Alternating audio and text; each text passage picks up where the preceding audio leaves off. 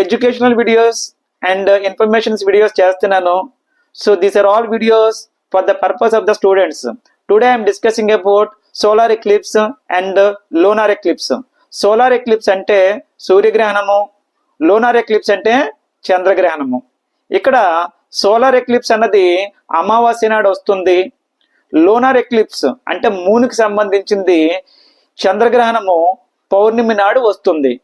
So when this solar eclipse formed means when the moon comes between the sun and the earth.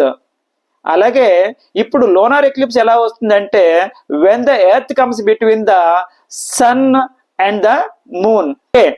So ఈ రకంగా form అవుతుంది. ఇక్కడ ఒకసారి మీకు చెప్తున్నాను ఏంటంటే, సూర్యగ్రహణం నాడు చంద్రుడు అడ్డుగా వస్తాడు, చంద్రగ్రహణం నాడు భూమి అడ్డుగా వస్తుంది. సో దీనికి సంబంధించిన వీడియో కూడా పెట్టడం జరిగింది.